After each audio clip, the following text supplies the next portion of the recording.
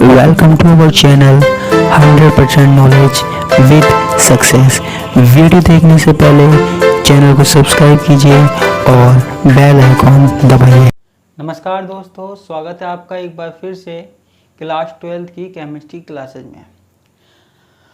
हमारे पास solid state ठोस अवस्था की बात चल रही थी, जिसमें हमने कई टॉपिक देख लिए थे। हमारा जो टॉपिक चल रहा था वो था निबिड़ संकुलित संरचनाएं। क्या?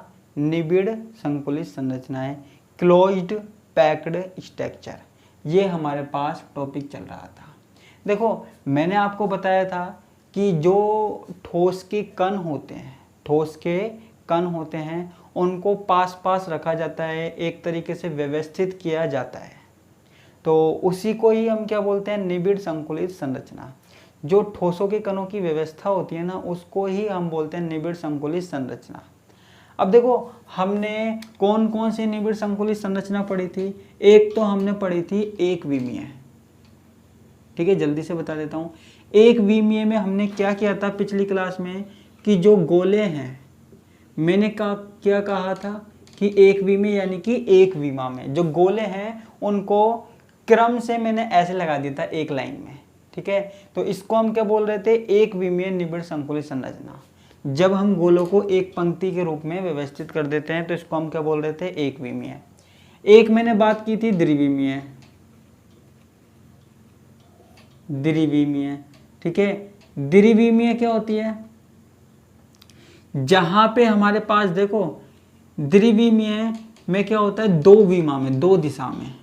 ठीक है, तो यहाँ पे भी मैंने आपको बताया था दो तरह की होती है। एक तो वर्ग वाली होती है, वर्ग निबिड़ संकुलन संरचना, और एक होती है षटकोणीय। वर्ग वाली में क्या होता है?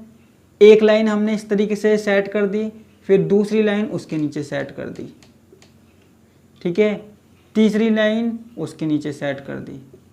वर्ग में ये हो रहा था। ठीक है, और वर्ग इसको क्यों बोल रहे थे? क्योंकि इसको चार गोलों को मिलाने पर हमारे पास क्या बन रहा था? वर्ग बन रहा था। और एक हमारे पास कौन सी थी? षटकोणीय थी। षटकोणीय क्यों बोल रहे थे इसको? हमने एक इस तरीके से पंक्ति हमने रख दी थी। ठीक है, दूसरी पंक्ति हम इस प्रकार रखते हैं कि पहली वाली के गोलों में आ जाए। ठीक है, पहली वाली के गोलों में आ जाए, हमने इस तरीके से रखी थी। ठीक है, इसको षटकोणी क्यों बोल रहे थे? जो एक गोला था उसके पास के जो गोले हैं उनको मिलाने पर हमारे पास क्या बन रहा था? षटकोण बन रहा था। उन गोलों के केंद्र को मिलाने पर हमारे पास क्या बन रहा था? षटकोण। अब देखो, हमने एक विमीय के बारे में पढ़ा, द्विविमीय के बारे में पढ़ा। एक विमीय यानी कि ये लगा लो एक डायरेक्शन में, द्विविमीय यानी कि दो डायरेक्शन में, यानी कि इधर भी इधर भी। ठीक है, आज हमको क्या पढ़ना है? त्रिविमीय पढ़ना है। ये मैंने थोड़ा सा डिस्कस कर लिया।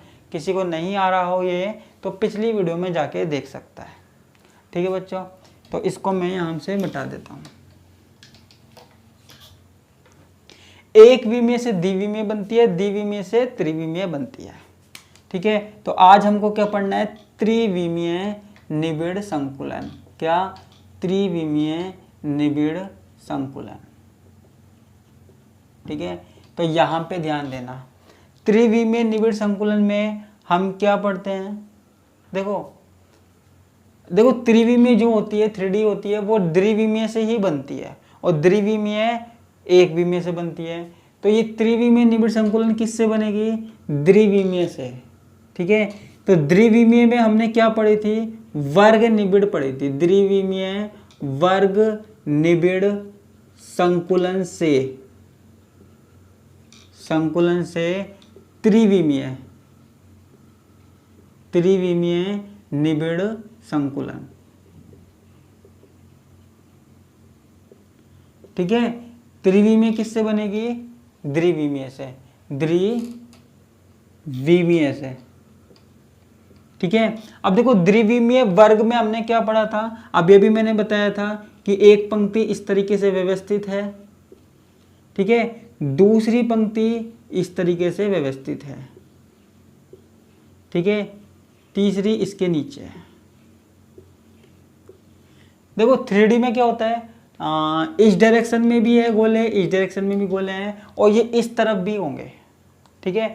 तो हमको सिर्फ इतना करना है, हमको करना क्या है कि बिल्कुल ऐसी की ऐसी द्विविमीय परत इसके ऊपर रख देनी है, ठीक है। यानी कि इसके ऊपर ऐसा का ऐसा क्या होना चाहिए, गोला होना चाहिए, ऐसा का ऐसा, इसके ऊपर एक और, इसके ऊपर एक और, इसके ऊपर एक और, इसके ऊपर एक और, सेम ऐसा का ऐसा हमको क्या है, गोला रख देना है, ठीक है। सेम गोला रख देना है, सेम परत रख देनी है, फिर इसके ऊपर एक और सेम परत रख देनी है, फिर तीसरी चौथी जितनी भी परत हम रखना चाहते हैं। तो ये कुछ इस तरीके से हो जाता है, ठीक है। यानी कि ये होना चाहिए जो पीछे वाले गोले हैं और आगे वाले गोले हैं, इन दोनों के केंद्र क्या होते हैं, बिल्कुल आमने सामने होते हैं, है ना, एक रेखा में होते हैं, ठीक है। और इन वालों के केंद्र भी क्या होते हैं, एक रेखा में होते हैं, ठीक है। केंद्र क्या होते हैं इनके, एक रेखा में होते हैं, ठीक है। और इनके केंद्रों को मिलाया जाए तो इस तरीके से हमारे पास घन बनता है, ठीक है। देखो सारी परत एक जैसी होती है, ऊपर वाली जो परत है वो भी एक जैसी होती है, इसके ऊपर इसके नीचे जो है वो भी एक जैसी होती है, इसलिए हम इसको क्या कहते हैं, ए प्रकार की संरचना, ए प्रकार की संरचना, ठीक है। आपको करना क्या है, आपको एक द्विविमीय वर्ग निबिड़ संकुलन की परत लेनी है, ठीक है। उसके ऊपर दूसरी द्विविमीय रख देनी है, फिर तीसरी द्विविमीय रख देनी है, ठीक है। तो हमें कुछ इस तरीके की संरचना प्राप्त होगी, इसके ऊपर रखते जाओ, ऐसे रखते जाओ, तो हमको द्विविमीय वर्ग निबिड़ संकुलन प्राप्त होगा, ठीक है। ये हमारे पास क्या हुआ, द्विविमीय वर्ग निबिड़ संकुलन। इसको मैं मिटा दूं, मिटा दो जी। उम्मीद करता हूं आपको डायग्राम से समझ में आ गया होगा। अब हमारे पास आता है द्विविमीय, इसमें ही मिटा के कर देता हूं, द्विविमीय षटकोणीय निबिड़ संकुलन, षटकोणीय निबिड़ संकुलन। अब देखो यहां पे कई प्रकार की संरचना बन सकती है, कैसे, अब देखो यहां पे हमारे पास क्या है,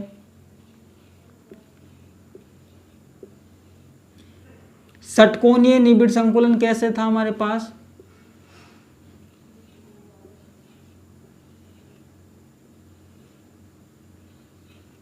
षटकोणीय निबिड़ संकुलन में क्या हुआ था हमारे पास कि एक परत है जहां पे पहली लाइन इस तरीके से व्यवस्थित है, दूसरी लाइन के जो गोले हैं वो पहली लाइन के क्या है, गड्ढों में है, पहली लाइन के क्या है, गड्ढों में है, ठीक है। तो इसको हम इस तरीके से व्यवस्थित कर रहे थे, है ना। अब दूसरी परत है, दूसरी परत है, दूसरी परत को हम क्या करते हैं, दूसरी परत ऐसी की ऐसी है, सेम, है ना, उस परत को उठा के इसके ऊपर रख देना, लेकिन कैसे, इस तरीके से रखना है कि उसके गोले इसके गोले को घेर ले, ठीक है, उसके गोले इसके गोलों को घेर ले, इस तरीके से,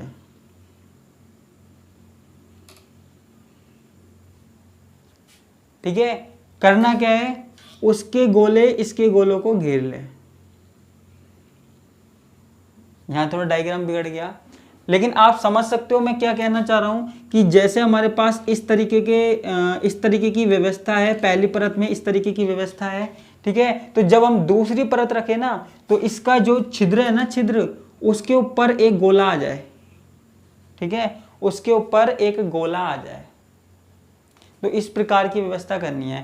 पहले तो हमें षटकोणीय परत रख देनी है, फिर दूसरी परत ऐसे रख देनी है कि दूसरी वाली परत जो है वो पहले वाली परत के जो छिद्र है ना उनको कवर कर ले, छिद्र ना दिखे, ठीक है, छिद्र ना दिखे, इस प्रकार की हमको व्यवस्था करनी है, ठीक है। अब देखो जब हम पहली परत के ऊपर दूसरी परत रखते हैं तो यहाँ पे हमारे पास कुछ रिक्त स्थान बच जाता है, ठीक है, जिनको हम क्या बोलते हैं, रिक्तियां बोलते हैं, कुछ अंतराकाशी स्थान बच जाता है जिसे हम क्या बोलते हैं, रिक्तियां बोलते हैं।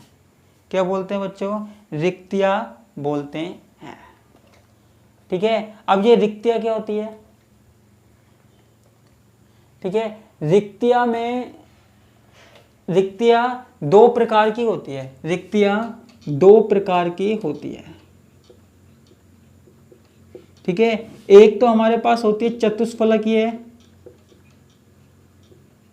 चतुष्फलकीय, और एक हमारे पास होती है अष्टफलकीय। रिक्तियां का मतलब है खाली स्थान। चतुष्फलकीय रिक्ति कैसे बनती है? हमारे पास एक परत है, एक परत के छिद्र पे क्या रख दो, दूसरी परत का एक गोला रख दो। ठीक है, ये जो यहाँ पे बीच में खाली स्थान दिख रहा है ना, इसको हम बोलते हैं चतुष्फलकीय रिक्ति। ठीक है, चतुष्फलकीय रिक्ति क्यों बोलते हैं इसको? देखो, अगर हम इस गोले को इस तरीके से देखें, जैसे एक गोला है और एक गोला नीचे है, इस तरीके से देखें, है ना, और इन गोलों के केंद्रों को मिलाया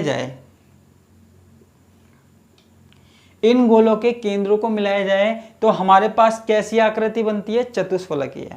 अगर ये मैंने जो गोले व्यवस्थित किए हैं, 3 गोले फिर उसके ऊपर एक गोला, इन गोलों के अगर केंद्रों को मिलाया जाए तो हमारे पास कैसी आकृति बनती है? चतुष्फलकीय की। इसलिए इनके बीच के स्थान को बोलते हैं चतुष्फलकीय। ठीक है, अब आप कहेंगे अष्टफलकीय कैसी होती है? अष्टफलकीय में क्या होता है? देखो, एक गोला होता है, ठीक है, उसके ऊपर दूसरी परत होती है, ठीक है, और उसके ऊपर एक और तीसरी परत होती है। ठीक है, यानी कि देखो 2 परतें तो इस तरीके से ही होती है। ठीक है, और जो तीसरी परत होती है ना, वो पहली वाली परत के समान होती है, कैसे? इस तरीके से। देखो, मैं आपको बता देता हूं। जैसे पहले तो आपने एक गोला रखा, ठीक है, मैं इस तरीके से दिखा रहा हूँ ना घुमा के, फिर उसके बाद आपने इस तरीके से रखे गोले। ठीक है, यानी कि इसके छिद्र के ऊपर ये वाला गोला आना चाहिए। ठीक है, और फिर आपने नीचे रखे। ठीक है, यानी कि 6 गोले हो गए हमारे पास, 3 4 5 इस तरीके से गोले हो गए। ठीक है, या फिर इसमें आप ये लगा लीजिए, आप यहां देखिए। ठीक है,